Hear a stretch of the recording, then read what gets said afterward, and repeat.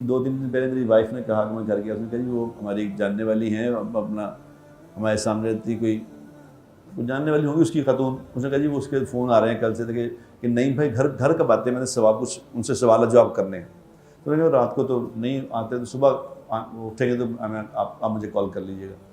تو میں 10 بجے اٹھا، اس نے کہا اٹھ گئے ہیں، میں کہا اٹھ گیا ہوں۔ تو اس نے کہا کہ جی وہ یہ فون آیا ہوا ہے، ذرا بات سن لیں۔ تو میں نماز پڑھ کے اشراق پڑھ کے پھر سوتا ہوں، رات کو تھوڑا سوتا ہوں کہ یہی نہ کہنا کہ 10 بجے اٹھتا نماز پڑھتا ہی نہیں، کیونکہ اس پہ ایک دم آ جاتا ہے نا کہ 10 بجے اٹھتا نماز نہیں پڑھتا۔ نہیں بھائی، اللہ نہ کرے میں اللہ کو دن میں ایسا دکھائے کہ میں فجر پہ نہ اٹھوں یا فجر مسجد نہ جاؤں، ایسا نہیں ہوتا، فجر مسجد میں ہی آتی ہے اللہ کے فضل سے۔ تو میں اٹھا، اس نے کہا فون، میں کہا جی بہن کیا بات ہے؟ اس نے کہا بھائی بڑا اہم سوال آپ سے کرنا ہے جی، کہ فرمائیے۔ میرے بچے دہریے ہو رہے ہیں، بچے یونیورسٹی میں پڑھتے ہیں، کالج میں پڑھتے ہیں، تو وہ دہریے ہو رہے ہیں۔ دہریے کیوں ہو رہے ہیں؟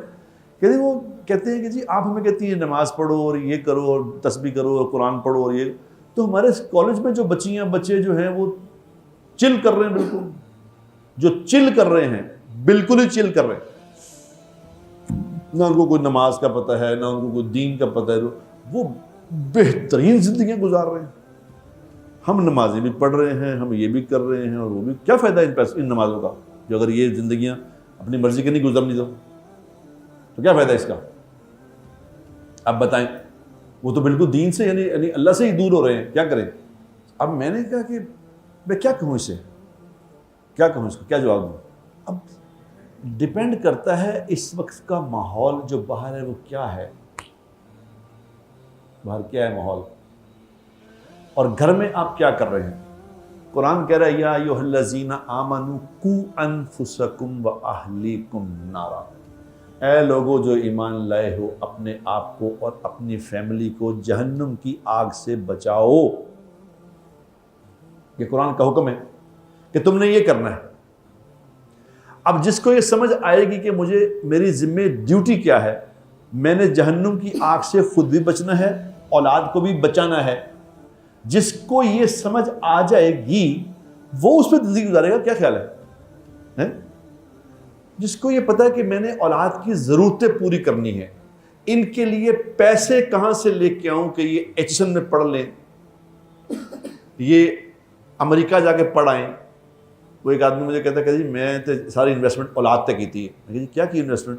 کہتا میں جو کمایا سی بچیاں نو باہر پڑھایا، بچیاں نو باہر پڑھایا، میں میری بیٹیاں بھی باہر پڑھ کے ہیں انگلینڈ، تو میرا بیٹا بھی انگلینڈ سے پڑھ کے آیا ہے، اور بیٹے کو میں نے دیکھا تو بیچارہ نوکری ڈھونڈتا پھر رہا ہے۔ کیا انویسٹمنٹ کی ہے آپ نے اس میں؟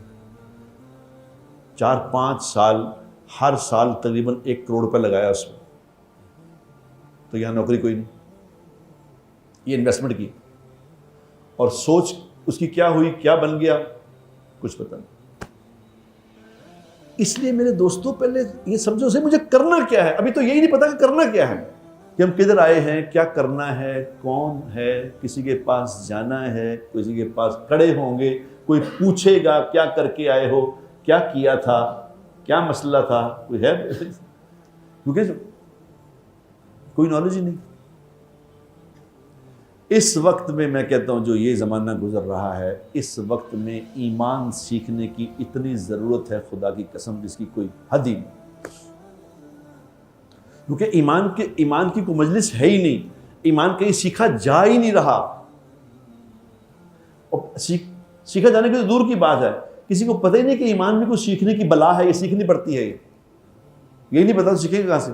یا ایھا الذین آمنوا قوا انفسکم واہلیکم نارا، اے لوگوں جو ایمان لائے ہو، اپنے آپ کو اور اپنی اولاد کو جہنم کی آگ سے بچاؤ۔